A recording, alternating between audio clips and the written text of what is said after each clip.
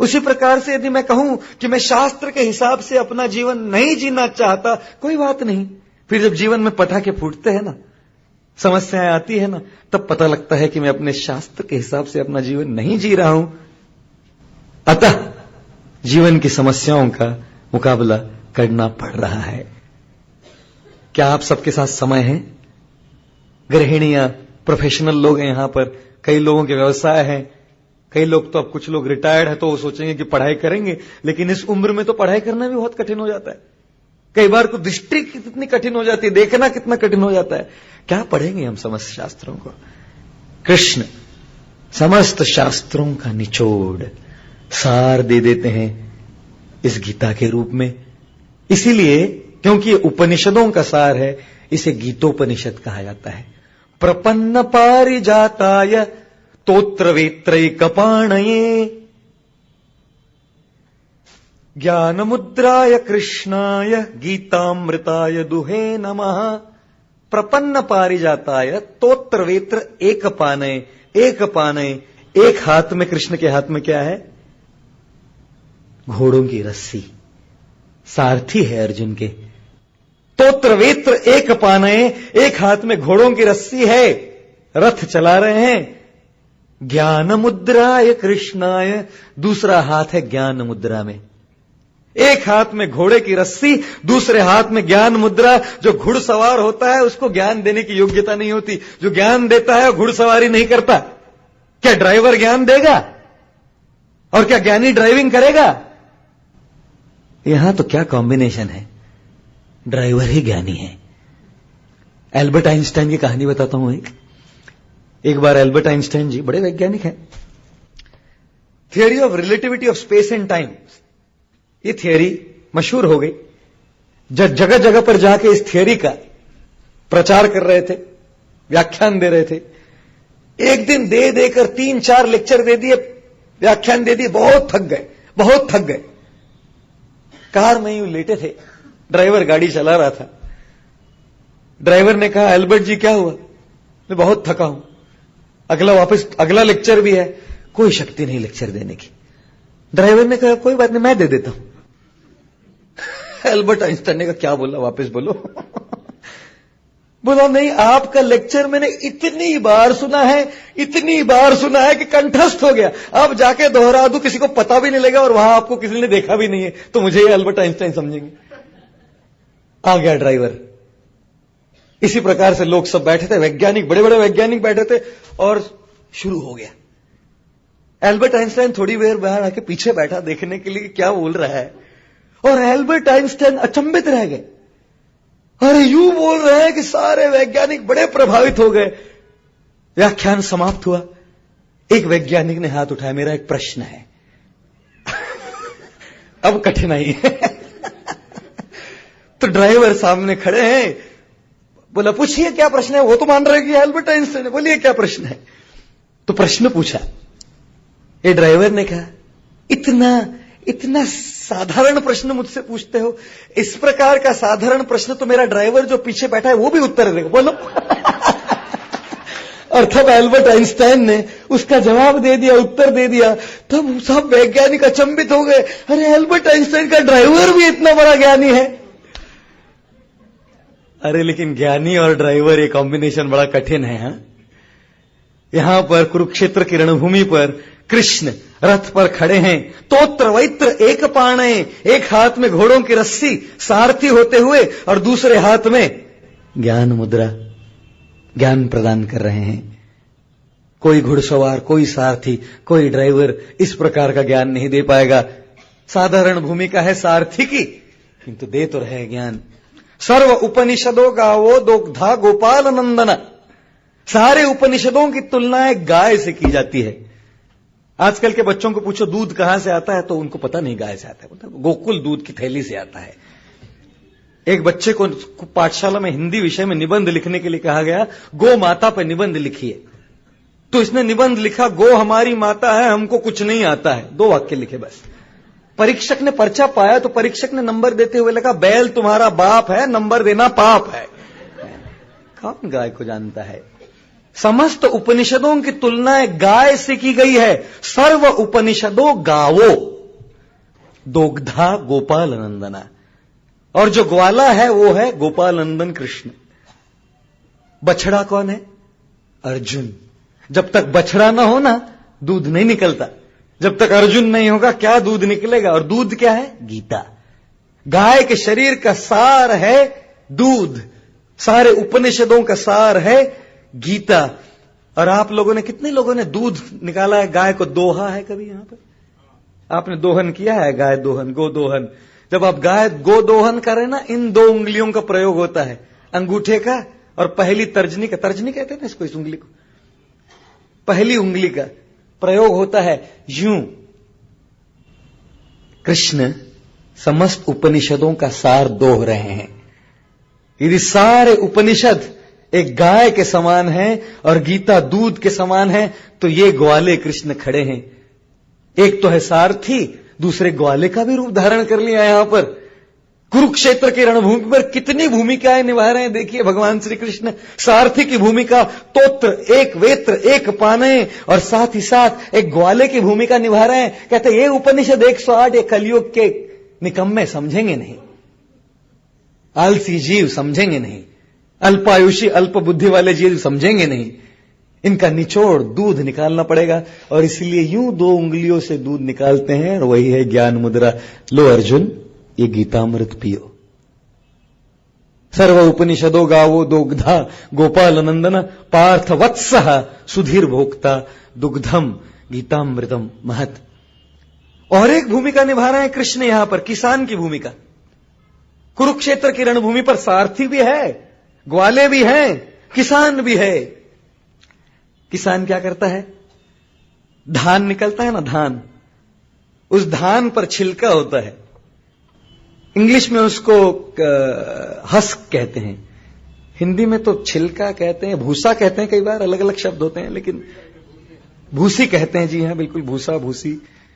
तो ये भूसी जो होती है, वैदिक ग्रंथों में जितनी भूसी है ना, जो इस कलयुग के लिए उपयुक्त नहीं है, कृष्ण किसान की भूमिका निभाते हैं और वैदिक ग्रंथों की भूसी निकाल देते हैं। और चावल, केवल सब भूसी निकल के जो पॉलिश चावल है, बासमती, वो है गीता।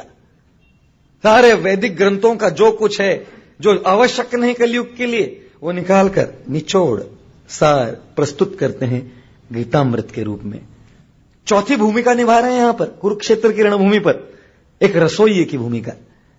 कई बार स्त्रियां घर में रसोई करती है, आटा आता है तो आटा छानना पड़ता है। कृष्ण कुरुक्षेत्र की रणभूमि पर उपनिषद और वेदों के आटे को छान रहे हैं। इस आटे को छानकर जो इत्यादि कचरा इत्यादि सब निकाल देते हैं, और जो फाइन आटा है वो है गीता, समस्त शास्त्रों का निचोड़। तो कुरुक्षेत्र की रणभूमि पर यह है कृष्ण, सारथी, ग्वाले, किसान और रसोइये। क्या कर रहे हैं? समस्त वेदों का सार और निचोड़ इस गीता के रूप में हमको प्रस्तुत कर रहे हैं। तो ये हमारा तीसरा दृष्टिकोण है कि गीता समस्त शास्त्रों का निचोड़ सार है। चौथा दृष्टिकोण, भगवत गीता एक पिता के विदीर्ण हृदय की करुणा की पुकार है। Bhagavad Gita is a call of compassion, the call of compassion of the heart of a father, that heart which pains for the lost sons that are roaming on the streets of this world and going through tremendous amount of anxiety, suffering and problems. नाना प्रकार की समस्याओं से गुजरने वाले अपने ही बच्चों के प्रति एक करुणा की एक पुकार है। मैं जानता हूं बचपन में, हमारे बचपन में रेडियो तो चलता रहता था और वो गीत तो मेरे मन से जाएंगे नहीं। एक गीत आता था, आ लौट के आजा मेरे मीत, तुझे मेरे गीत बुलाते हैं, आ लौट के आजा मेरे मीत। यही भगवत गीता है, यही भगवत गीता है। यह गाना भगवत गीता के लिए बड़ा उपयुक्त है। हम सब भगवान के संतान हैं, लेकिन विद्रोही संतान हैं। हम सब भगवान की विद्रोही संतान हैं, उनके प्रेममयी संग को छोड़ दिए हैं और इसीलिए इस संसार में आए हैं, दर दर की ठोकर खा रहे हैं। और इसीलिए भगवान कृष्ण कहते हैं, बेटा आ जाओ मेरे पास, आ लौट के आ जा मेरे मीत, तुझे मेरे गीत भगवत गीत बुलाते हैं, आ जाओ। भगवान के यदि हमारा संबंध न जुड़े ना, तो हमारे जीवन में हमेशा समस्या चलती रहेगी।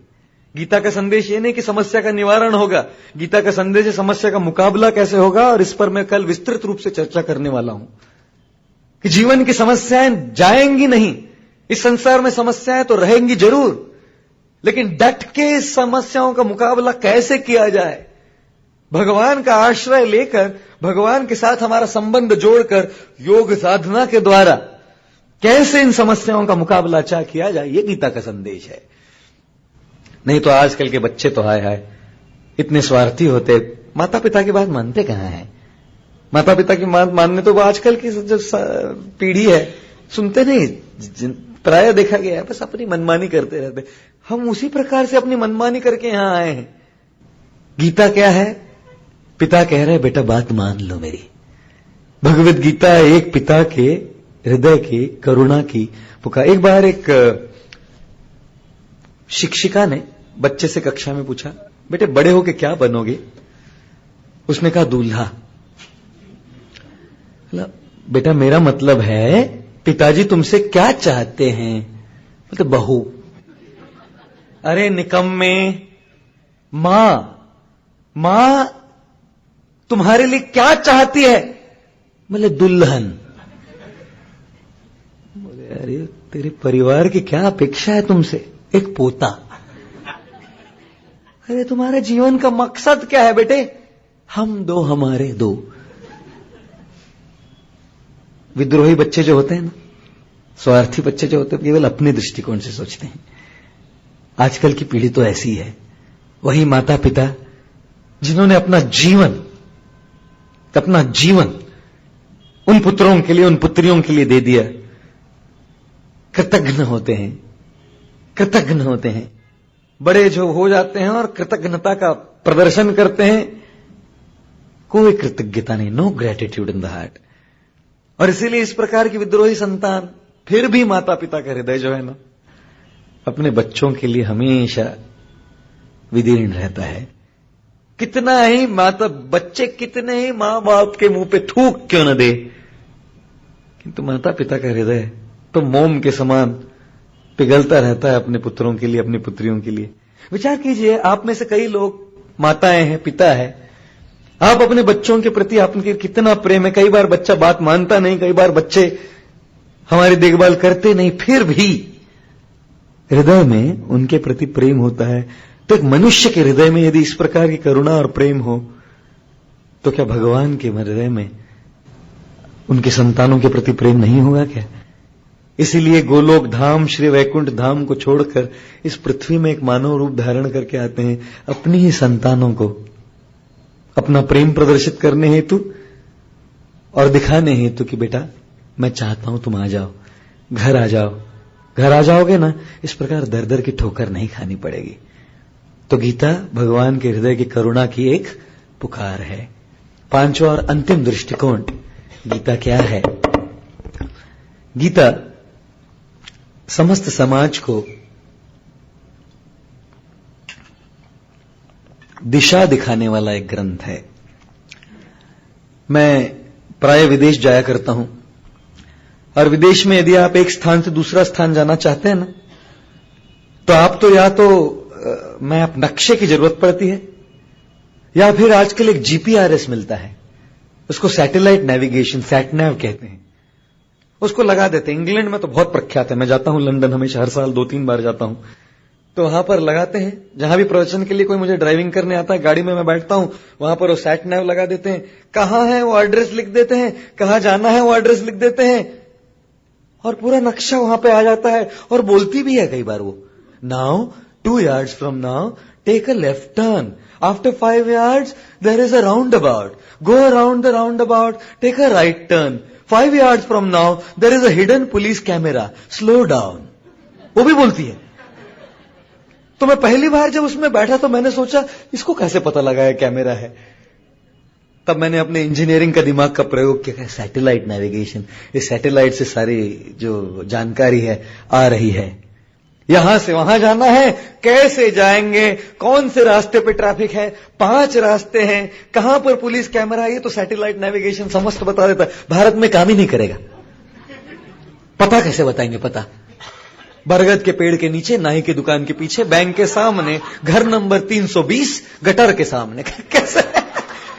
एड्रेस ही नहीं बताएंगे तो एड्रेस की परिभाषा क्या है? सैटेलाइट भी कंफ्यूज हो जाता है, कौन से घर में मुझे जाना है।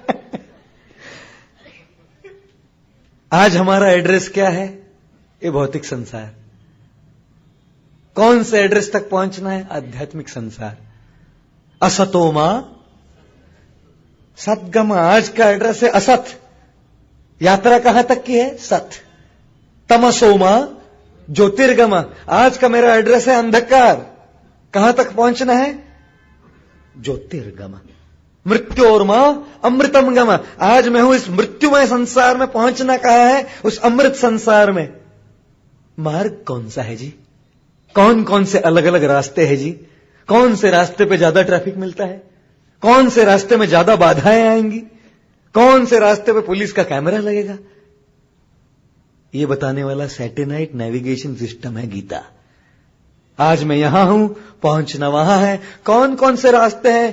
कर्मयोग का रास्ता है, ज्ञान योग का रास्ता है, ध्यान योग का रास्ता है, भक्ति योग का रास्ता है, पुरुषोत्तम योग का रास्ता है, राजयोग का रास्ता है, नाना प्रकार के रास्ते हैं। इन रास्ते पे कहां सबसे ज्यादा ट्रैफिक होगा?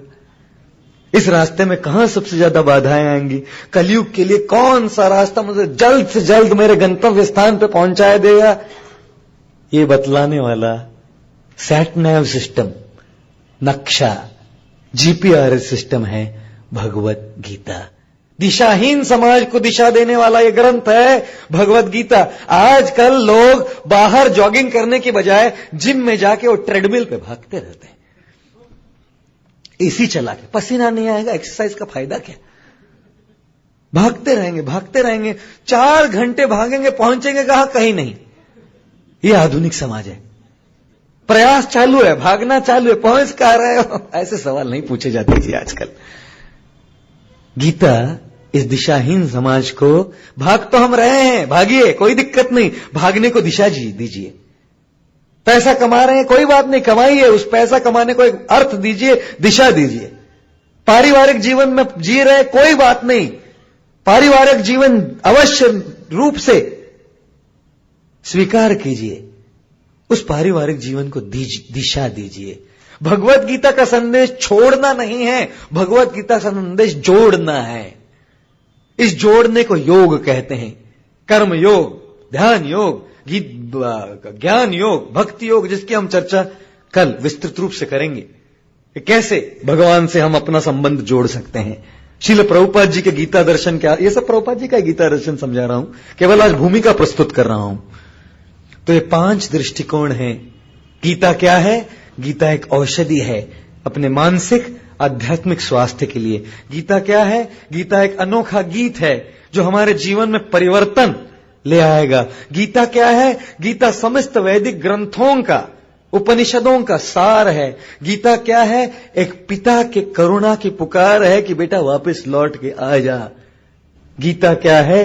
गीता एक दिशाहीन समाज को दिशा देने वाला सैटेलाइट नेविगेशन सिस्टम है, नक्शा है जो हमको बतलाएगा कौन से मार्ग से हम असतोमा सतगमा, तमसोमा ज्योतिर्गमा, मृत्योर्मा अमृतम गमा, कैसे उस स्थान पर पहुंचेंगे। गीता किसको पढ़नी चाहिए? कौन गीता पढ़े? कोई वृद्ध व्यक्ति, कोई नौजवान व्यक्ति? गीता प्रत्येक व्यक्ति को पढ़नी चाहिए। नौजवान व्यक्ति को गीता पढ़नी चाहिए जीवन कैसे जिया जाए इसके लिए, और वृद्ध व्यक्ति को पढ़नी चाहिए जीवन का त्याग कैसे किया जाए इसके लिए। एक अज्ञानी को गीता पढ़नी चाहिए ज्ञान प्राप्त करने के लिए, और एक ज्ञानी को गीता पढ़नी चाहिए नम्रता प्राप्त करने के लिए। एक धनवान व्यक्ति को गीता प्राप्त करनी चाहिए दया प्राप्त करने के लिए, और एक धनहीन व्यक्ति को गीता पढ़नी चाहिए आशा का किरण प्राप्त करने के लिए। एक बलशाली व्यक्ति को गीता पढ़नी चाहिए दिशा प्राप्त करने के लिए, और एक बलहीन व्यक्ति को गीता पढ़नी चाहिए आंतरिक बल प्राप्त करने के लिए। एक अहंकारी व्यक्ति को गीता पढ़नी चाहिए चेतावनी प्राप्त करने के लिए, और एक नम्र व्यक्ति को गीता पढ़नी चाहिए मोक्ष प्राप्त करने के लिए। एक पीड़ित व्यक्ति को गीता पढ़नी चाहिए शांति प्राप्त करने के लिए, और एक शंकालु व्यक्ति को गीता पढ़नी चाहिए श्रद्धा द्वारा क्रांति प्राप्त करने के लिए। गीता प्रत्येक व्यक्ति के लिए बनी है। हर एक व्यक्ति को गीता पढ़नी चाहिए। नौजवान, वृद्ध, स्त्री, पुरुष, व्यावसायिक, सन्यासी, प्रत्येक व्यक्ति के लिए ग्रंथ है। और यदि इस ग्रंथ का हम अध्ययन करें, इस ग्रंथ का हम आश्रय करें, तो हमारा जीवन निश्चित रूप से बदल जाएगा। गीता केवल एक किताब नहीं। आपको यदि लगे कि इस गीता में केवल अक्षर है, कागज है, गीता एक केवल किताब नहीं। भगवत गीता ये भगवान श्री कृष्ण का अवतार है। जब भगवान श्री कृष्ण इस संसार का परित्याग करके चले जाते हैं, पुनः लौट के आते हैं शब्द ध्वनि द्वारा। वो तो चले गए, लेकिन उनके पीछे अपनी शब्द ध्वनि छोड़कर दे गए हैं। इस शब्द ध्वनि द्वारा प्रत्येक व्यक्ति जहां पर भी हो साक्षात भगवान श्री कृष्ण का वैयक्तिक व्यक्तिगत संग प्राप्त कर सकता है। यह मत सोचिए कि केवल अर्जुन बड़ा भाग्यशाली था। यह मत विचार कीजिए कि केवल अर्जुन बड़ा भाग्यशाली था, भगवान श्री कृष्ण के व्यक्तिगत वैयक्तिक सानिध्य में था। जी नहीं, आप सब भाग्यशाली है। आप सब भाग्यशाली हो सकते हैं यदि आप इन शब्द ध्वनि का आश्रय ले, इन शब्दों का आश्रय ले, तो आप देखेंगे कि आप साक्षात भगवान के वैयक्तिक सानिध्य का अनुभव कर सकते हैं। जब कृष्ण अपनी इस प्रकट लीला को पूर्ण करके गोलोक धाम की प्राप्ति किए, अर्जुन द्वारका गए। द्वारका में जाकर समस्त रानियों को लेकर हस्तिनापुर आ रहे थे। द्वारका समंदर में डूब गई, और जब हस्तिनापुर आ रहे थे तो कुछ ग्वाल वाल आए और अर्जुन को परास्त कर दिए। वही गांडीवधारी अर्जुन, वही अर्जुन जिसने 18 औक्षहिणी सेनाओं को परास्त किया था कुरुक्षेत्र की रणभूमि पर, वही अर्जुन जिसके पास दिव्य शस्त्र अस्त्र थे, वही अर्जुन कुछ साधारण ग्वाल आए और अर्जुन को पराजित कर दिए। अर्जुन भी भ्रमित हुआ। अरे वही मैं, शूरवीर अर्जुन, चक्रवर्ती सम्राट अर्जुन, आज कुछ साधारण ग्वालों के हाथों से परास्त हो गया। यह कैसे? अर्जुन ने विचार किया, यह कैसे हो सकता है। अर्जुन समझ गया कि स्वयं कृष्ण ग्वालों का रूप धारण करके आए थे अपनी रानियों को पुनः गोलोक धाम ले जाने के लिए। और जब अर्जुन लौट के आया, कृष्ण तो चले गए थे। युधिष्ठिर महाराज ने कहा, हे अर्जुन, मैं देख रहा हूं कि तुम्हारी जो कांति है वो उस प्रकार की नहीं जैसे हमेशा रहती थी। क्षीण शरीर हो गया है तुम्हारा। कुछ हुआ? कुछ गड़बड़ हो गई? कुछ अपशकुन हो रहा है? क्या हुआ है अर्जुन? तो अर्जुन बड़े ही विदीर्ण हृदय से युधिष्ठिर महाराज को बतलाते हैं कि इस प्रकार से कृष्ण अपनी समस्त लीलाओं का समापन करके गोलोक धाम को प्राप्त कर गए। वंचितो हम महाराजा हरिणा भृत्यवश्यता, वंचितो मैं वंचित हो गया उनके संग से। उनकी संग के वजह से मैंने उनको पराजित कर दिया। आज वो चले गए, क्षमता नहीं रही पराजित करने की, चले गए वो। हमेशा स्मरण रखिए, जब तक भगवान हृदय अपने साथ रहेंगे ना, बड़ी बड़ी समस्याओं का मुकाबला कर पाओगे। कुरुक्षेत्र की रणभूमि पर युद्ध होने के पश्चात सब कुछ समाप्त हो गया। कृष्ण ने अर्जुन को कहा, उतर जाओ अर्जुन। अर्जुन ने कहा, नहीं पहले आप। कृष्ण ने कहा, नहीं पहले आप। पहले आप क्या हम तो करते रहते, पहले आप उतर जाओ। अर्जुन उतर गया। जैसे अर्जुन उतर गया, भगवान श्री कृष्ण उतर गए। कृष्ण उतर गए तो सारे का सारा रथ भस्मसात हो गया। अर्जुन अचंभित हो गया, ये क्या? भगवान श्री कृष्ण ने कहा, हे अर्जुन, जितने सारे दिव्यास्त्र थे ना, भीष्म, द्रोण, कृपाचार्य के सारे, शाल्य, शकुनी के जो सारे दिव्यास्त्र थे ना, उनमें क्षमता थी जिससे तुम मर जाते। मैं तुम्हारे रथ पर था, इसलिए सारे अस्त्र इस रथ में, सारे अस्त्रों की शक्ति यहां पर थी। पहले मैं उतर जाता, रथ भस्मसात होकर तुम जल जाते अर्जुन, इसलिए मैंने कहा तुम पहले उतर जाओ। बहनों, भाइयों, देवियों और सज्जनों, अपने जीवन के रथ पर भगवान श्री कृष्ण को विराजमान कीजिए। नाना प्रकार के लोग हैं जो हमसे द्वेष करते हैं और द्वेष रूपी अस्त्र हमारे जीवन में छोड़ते रहते हैं। यह मानसिक अस्त्र जलते हैं भीतर से। जब हमारा उत्कर्ष और समृद्धि देखते हैं ना, जलते हैं, यूं जलते हैं कि बाहर तक बास आती है, इतने जलते हैं। और ये द्वेष रूपी अस्त्र जब हम पर छोड़ते हैं, द्वेष रूपी मानसिक अस्त्रों में बड़ी शक्ति है जो हमारे मानसिक संतुलन को बिगाड़ दे।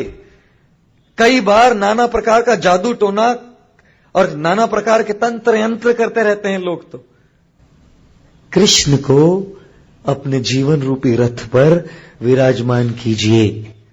जो ये सारे, अंग्रेजी में नेगेटिव एनर्जी कहते हैं, हिंदी शब्द तो नेगेटिव एनर्जी के लिए क्या कहेंगे, विपरीत शक्तियां। हाँ जी, सारी विपरीत शक्तियां जो है, हाँ जी, हाँ, असुरी शक्तियां, विपरीत शक्तियां जो है, इनको मुकाबला करने का एक ही तरीका है, रखिए गीता को, रखिए भगवान को। ये मत सोचिए कि कृष्ण के साथ केवल अर्जुन थे, आपके साथ भी है। केवल गीता के इन शब्दों का आश्रय लीजिए। अर्जुन जब लौट के आया तो अर्जुन कहता है, देश कालार्थ युक्तानि हृतताप उपशमानि च हरंती प्रसभम चित्तम गोविंद अभिहितानि में। गोविंद तो चले गए, लेकिन गोविंद अभिहितानि में जो भगवान गोविंद के शब्द है वो तो आज भी मेरे पास है। और उन शब्दों का आश्रय लेकर हरंती प्रसभम चित्तम, मेरे चित्त में मैं शांति का अनुभव कर रहा हूं। याद रखिए, कृष्ण भगवान हमारे लिए उपलब्ध है, उनके शब्द ध्वनि द्वारा, उनके शब्दों द्वारा, उनके गीता द्वारा।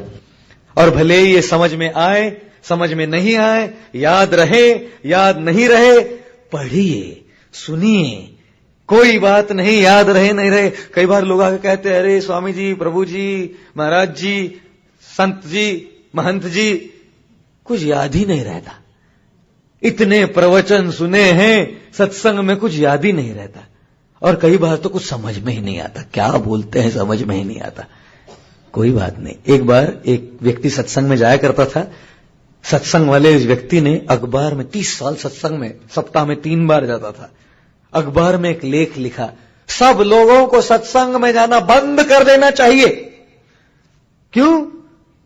पिछले 30 साल में सप्ताह में 3 बार मैं सत्संग में जाता था, उसमें से आधे से ऊपर बात मुझे समझ में नहीं आई और याद तो कुछ नहीं है, बंद कर दिए सत्संग में जाना।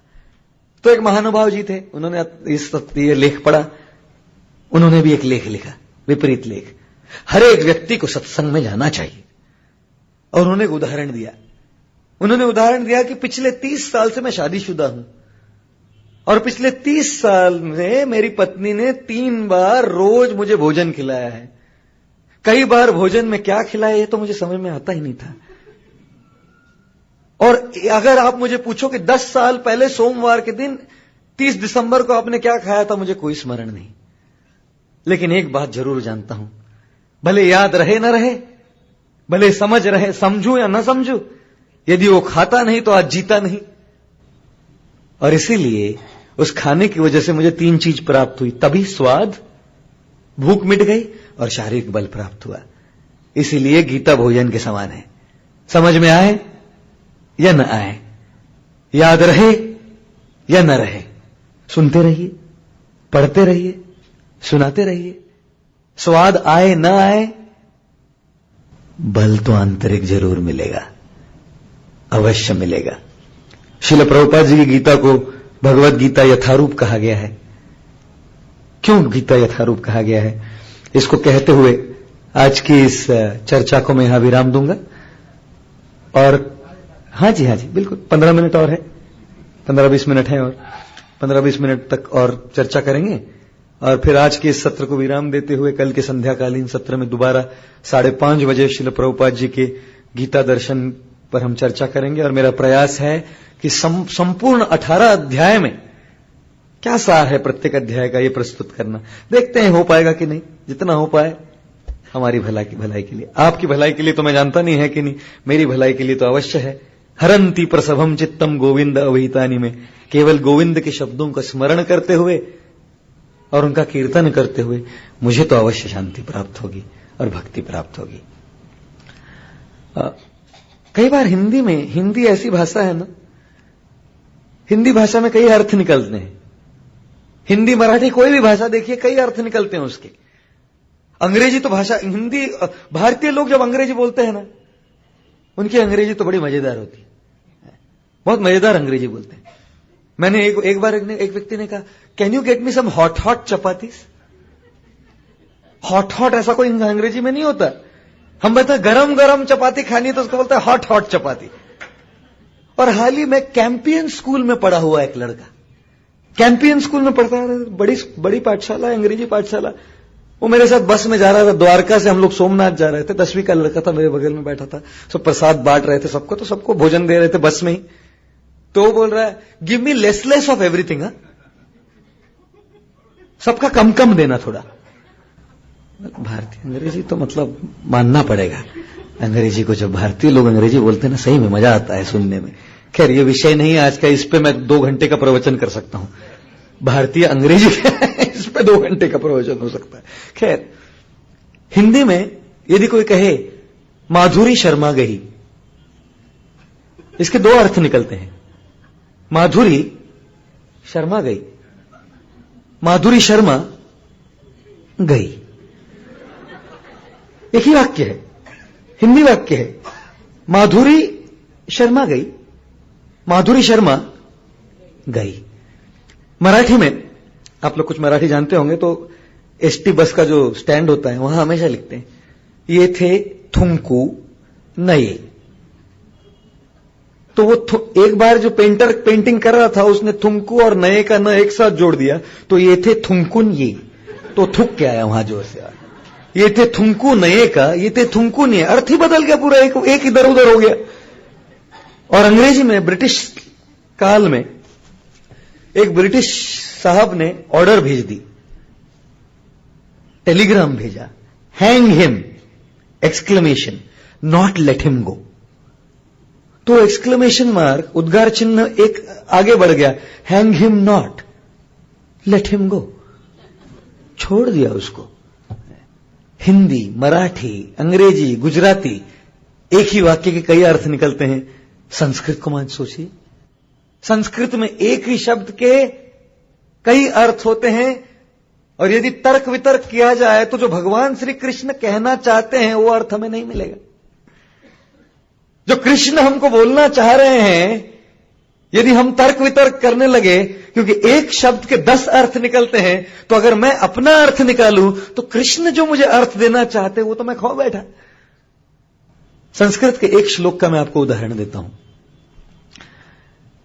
ये श्लोक आता है जिसमें कहा गया है, ये एक पहेली है, देखिए आप लोग इस पहेली को बुझा पाए तो। 19 स्त्रीणाम स्नानार्थम शरयुगतः 20 पुनः आगतः एको व्याघ्रेण भक्ष्यता। समझाता हूं श्लोक क्या है।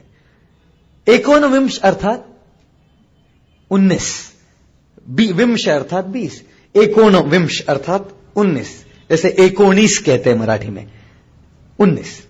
19 स्त्रियां, 19 स्त्रीणाम स्नानार्थम, स्नान करने हेतु, शरयुगतः, अयोध्या के शरयू नदी में गई।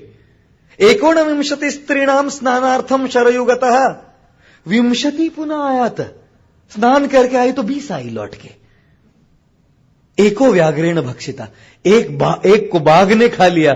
19 गई थी, एक को बाघ ने खा लिया, 20 लौट के आई। बुझाइए पहेली को, कैसे बुझाएंगे इस पहेली को। 19 स्त्रीणाम स्नानार्थम शरयुगतः 20 पुनः आगत एको व्याघ्रेण भक्षिता। जानना चाहते हैं इस पहेली का उत्तर? एको न विंशति, एकोन विंशति, इसका संधि विच्छेद करेंगे एकोन विंशति का, तो एको न विंशति, एको एक। संस्कृत में पुरुष को भी न कहते हैं, न का एक अर्थ है पुरुष। एको न विंशति स्त्रीणाम, एक पुरुष और 20 स्त्रियां। स्नानार्थम शरयुगता, स्नान करने गई थी शरयु में। एको व्यग्रेण भक्षिता, एक पुरुष को बाघ खा गया। विंशति पुनः आगता, जितनी गई थी उतनी वापस लौट के आ गई। ये इस श्लोक का वास्तव अर्थ है। अन्यथा किसी को लगा अरे कैसा, एकोन विंशति से 19 गई और एक को खा लिया और 20 वैसे वापस लौट के कैसे आ गई। संस्कृत में एक शब्द के नाना प्रकार के अर्थ निकलते हैं। उदाहरण के तौर पे संस्कृत में नमक को सेंदव कहते हैं और घोड़े को भी सेंदव कहते हैं। तो यदि कोई व्यक्ति, कोई स्त्री गृहिणी घर में भोजन पका रही और संस्कृत में वार्तालाप करने लगे और अपने बेटे से कहती है पुत्रः अहम सैंदवः इच्छामि, तो बेटा जाता है घोड़ा लेके आता है। अरे घोड़े, तुझे 2 पैसे का दिमाग नहीं है? 2 पैसे का दिमाग नहीं है कि यदि सेंदव गृहिणी भोजन बना रही है और सेंदव कहती है कि अहम सैंदवः इच्छामि, इसका अर्थ यह हुआ ना कि वो तो नमक चाहती है।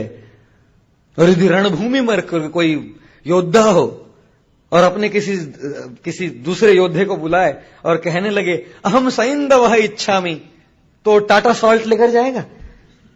सवारी कीजिए नमक पर।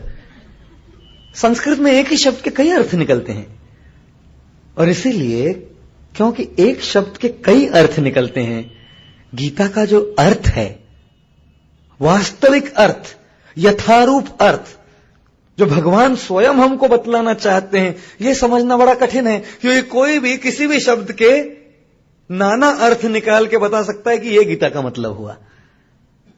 इसीलिए श्रील प्रभुपाद जी ने कहा कि इस गीता को मैं, ये गीता, भगवत गीता यथारूप कहना चाहता हूं, भगवत गीता एज इट इज कहना चाहता हूं। क्यों?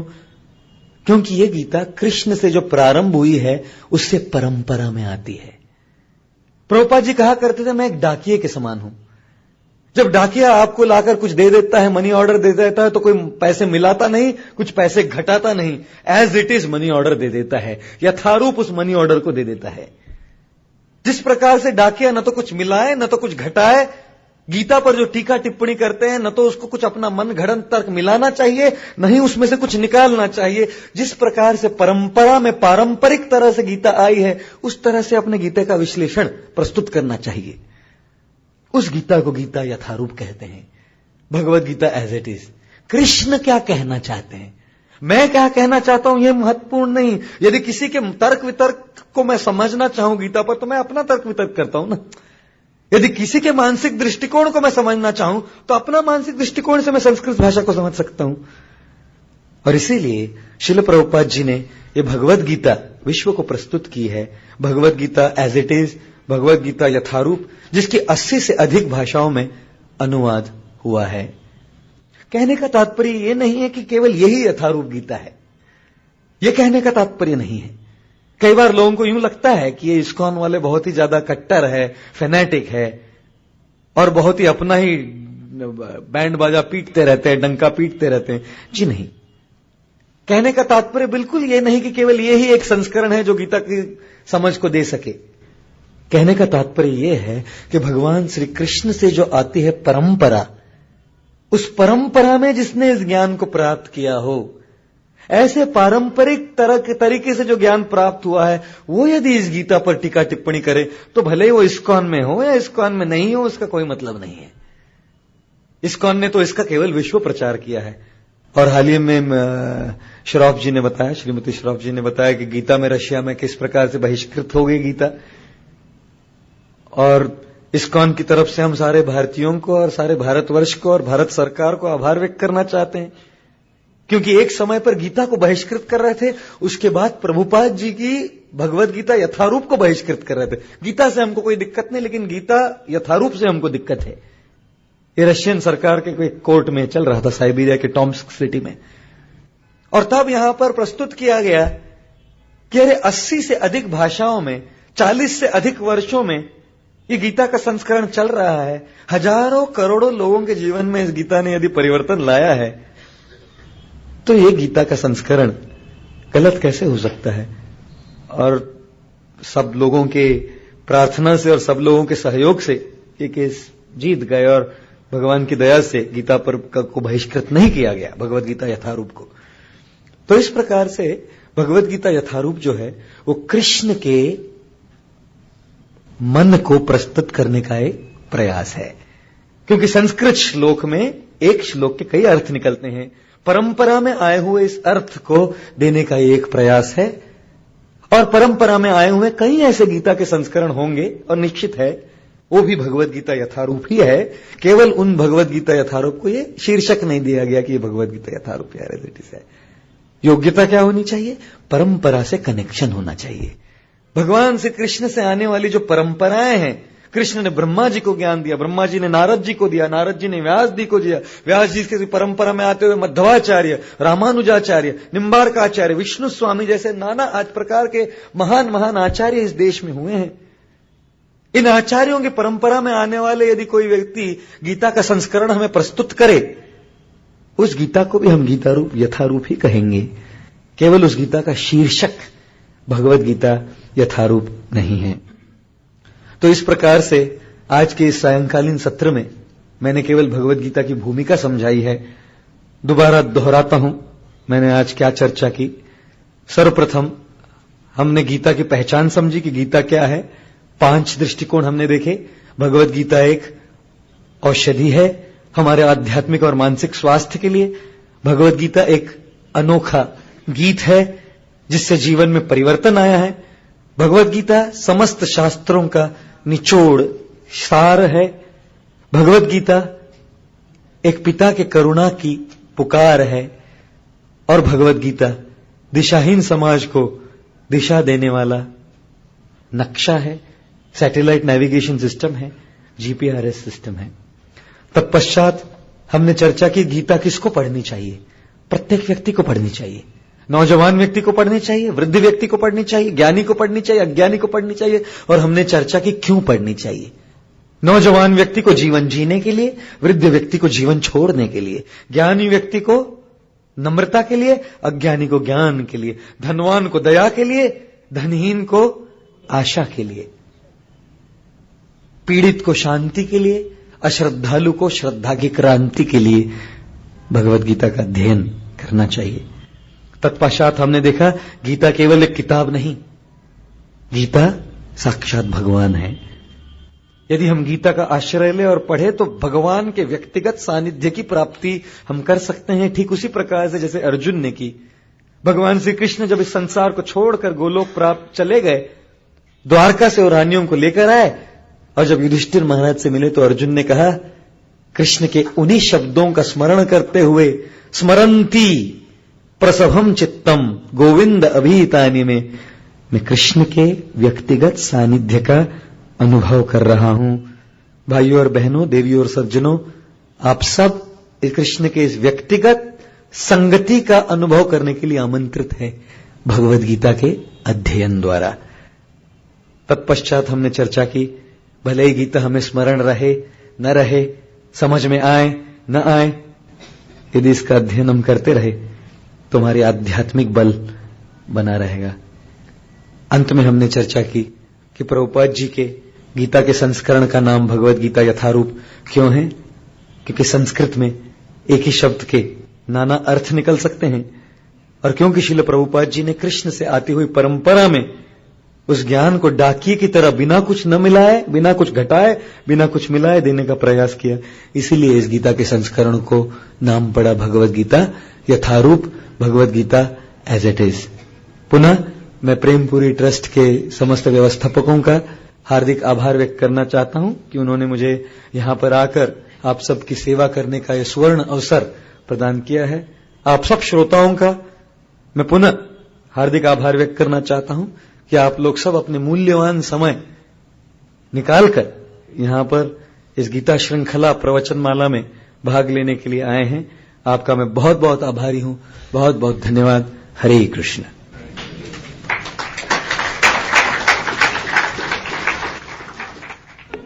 तो कल संध्याकालीन सत्र के लिए हम लोग 5:30 बजे दोबारा यहीं पर मिलेंगे। हरे कृष्ण।